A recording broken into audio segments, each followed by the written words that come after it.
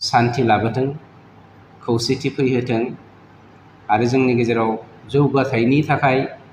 जा मावनांगौ बे मावनांगौआवहाय साफ्रोमबो गोसो मोदोम जिउ होनानै हारि माहारि आरो हादोर दाखांनायावहाय जों आवगायलांनो हायो बेफोरबायदि आशीर्बाद होथों। बेखौ जोङो जोंनि इउपिपिएल दोलोनि जानानै बा सरकारनि जानानै अबंलावरिनिसिम आर'ज गाबबाय आरो साफ्रोमबोनिसिम जोंनि जा बरसा आरो जोंनि जा हामबाय होननाय बेखौ बावहरग्रोनाय जाबाय। दिनै 30 सेप्तेम्बर 2022 मायथाइ दिनैनि सानखौ जों इउपिपिएल दोलोआ खोब मोनसे स्ट्रंलि जोंनि बिटिआरबासि एबा दुलाराय बर' माहारिनो मोनसे स्ट्रं मेसेज हरनांगौ होननानै जोंनाव मोनसे सानमोन्दांथि फैदों, जायनि जाहोनाव जोङो दिनै जोंनि इउपिपिएल वुमेन उइंनि बारग' आफादगिरिखौ लाफानानै आं इउपिपिएल दोलोनि जानानैबो बे बाथ्राखौ स्टेटमेन्ट होनो थाखाय बा रायजो राजाफोरनि खाथियाव मेसेज हरनो थाखाय नोंथांमोन साफ्रोमखौबो दिनै खावलायहरनाय जादों आरो बे बेलायाव नोंथांमोना बाहागो लाफैनायनि थाखाय आं नोंथांमोनखौ हामबाय होनदों। जेखियानो जायाथों थांनाय 27/9/22 खालार खालि जोंनि मानिजाथाव हाइकर्टआ जोंनि आगुनि गायसनगिरि एनडिबिनि आफादगिरि रन्जन दैमारिखौ लाफानानै जोंनि सा 11 मानसिफोरनि सायाव बा जोंनि कमरेडफोरनि सायाव जा राय होबाय, बे राय होनायनि साब्रैखौ रेहाय होनानै बाखि सा 7खौ जेरै लाइफ इमप्रिजनमेन्ट मोनसे राय होबाय, बेखौ लानानै जोंनि बर' समाजावहाय बा ससियेल मिडियायावहाय बा मिडियायावहाय बा खुगाजों खुगा गोबां बानसावलायलायगासिनो दङ। सरकारा मोजां खामानि मावाखै बा आमुगा आमुग मावदों, ओरैया ओरैबायदि, माने जोंनि गेजेराव गोबां सोंखारिलायनाय जादों, नेगेटिभलि सोंखारिदों, पजिटिभलि सोंखारिलायदों, जायनि जाहोनाव जोङो इउपिपिएल दोलोआबो दिनै मोनसे गभर्नमेन्टनि जानानै बा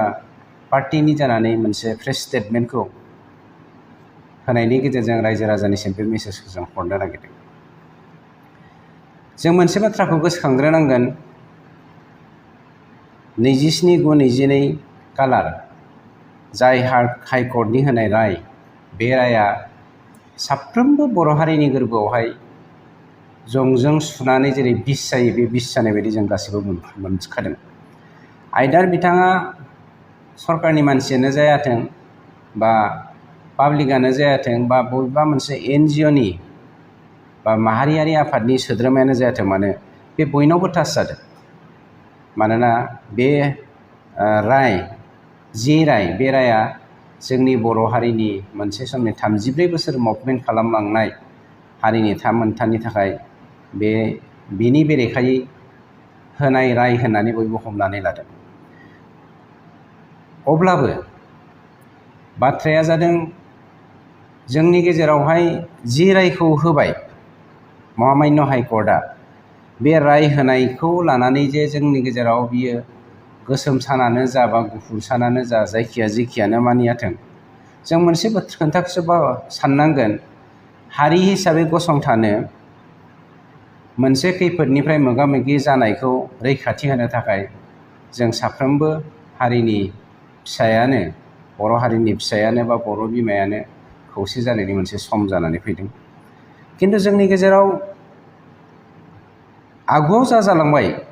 बेखौ बावगारालासिनो दिनै जानो गोनां फैगासिनो दं बा मावनो गोनां थांगासिनो दङ, बेखौ लानानै क्रिटिसाइज खालामनाया दुखुनांथाव। दासिम जोंनियावहाय आन्डार ट्रायलनिफ्राय आउट अफ 68 जोंनियाव लाइफ इमप्रिजनमेन्ट मोनबाय 10 जन, डेथ पेनाल्टि जादों 2, आरो फरेननि जेलाव दाबो 3 दङ। दा बे लाइफ इमप्रिजनमेन्ट 10 जनखौ आरो डेथ पेनाल्टि होनाय 2, बे 12 सुबुंनि बेलायावहाय हाइकर्टआ जा राय होबाय बे रायनि सायावहाय बा बे भार्डिक्टनि सायावहाय जोङो जोंनि बर' फिसाफोरनि थाखाय मोजां मोनसे फिथाइ थायनो हागोन नामा होननानै मैया जोंनि आसाम सरकारनि जाय एडभकेट जेनेरेल बिथांजों जोङो जथायैनो सावरायहैदों। मानव गेदेर प्रमद बर' बिथांनि दैदेननायाव जोंनि डेपुटि चिफ आदा गबिन्द बसुमतारी,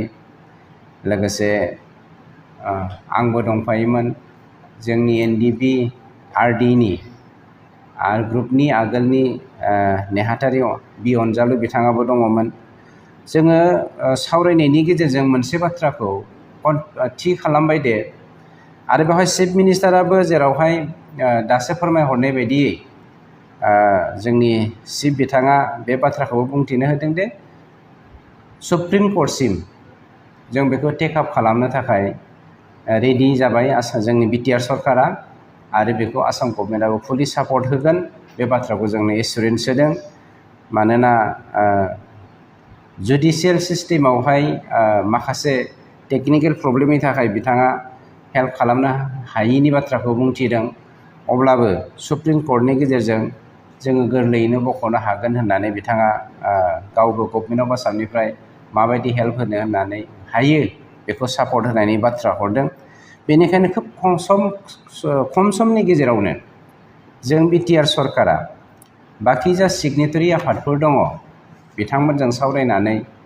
आरो माखासे जोंनि बर'नि उथुमाय आफादफोर दङ बिथांमोननिफ्रायबो साजेसन लानानै जोङो खम समनि गेजेरावनो मोनसे डिसिसन लाबाय जे सुप्रिम कर्टसिम थांनानै जोङो माबायदि टेकआप खालामनो हायो बे बाथ्राखौ रायलायनो होननानै। मोनसे बाथ्राखौ जों रायखांबावनो नागिरदों। दिनै जोंनि समाजाव ससियेल मिडियानि गेजेरजों